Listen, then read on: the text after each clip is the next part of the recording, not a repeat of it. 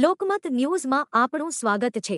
Central જેલમાં પાકા કામના કેદીનું મૃત્યુ નિપજતા જેલ પ્રશાસન દોડતું થયું હતું। વડોદરા મધ્યસ્થ જેલમાં ચેક રિટર્ન કેસમાં સજા કાપી રહેલા 52 વર્ષીય પાકા કામના કેદી પ્રિતેશ કાંતિલાલ જાદવનું મૃત્યુ નિપજતા જેલ પ્રશાસન દોડતું થયું હતું। ગઈકાલે વડોદરા કોર્ટે ચેક રિટર્ન કેસમાં 1.5 વર્ષની સજા અને 1.5 લાખ રૂપિયાના દંડનો હુકમ કરતા તે જેલમાં હતા। જોકે જેલમાં ગયાના બીજા જ દિવસે અચાનક તબિયત લથડતા તેમને તાત્કાલિક સારવાર અર્થે એસએસજી હોસ્પિટલ ખસેડવામાં આવ્યા હતા, પરંતુ સારવાર દરમિયાન મૃત્યુ નિપજ્યું હતું। આ ઘટનાના પગલે મૃતક કેદીના પરિવારમાં ઘેરો શોક વ્યાપી ગયો છે। મૃતદેહને પીએમ અર્થે ખસેડીને વધુ કાર્યવાહી હાથ ધરાઈ છે।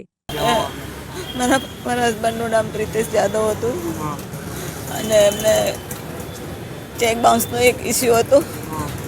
ચેક બાઉન્સના ઇસ્યુમાં એમને સજા પડી હતી, એક તરફી સજા પડી અને અમે એમને કીધેલું મકાન માલિકને કે અમે તને પૈસા આપી દઈશું, તું ચેક ના નાખીશ, તે છતાં બી એણે ચેક નાખ્યો અને ટોર્ચરિંગ બહુ જ હતું એનું। કાલે જ પડી અને આજે એમને છોડાવવાના હતા।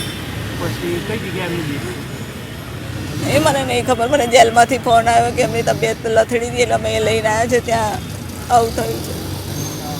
તો હવે શું કહેવું છે તમારું? કોની બેદરકારી?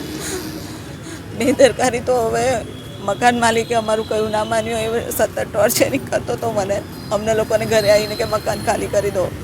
પણ એવું કહેવામાં આવે છે કે તેમની તબિયત નથી તો દવાખાને લઈ આવવા જોઈએ।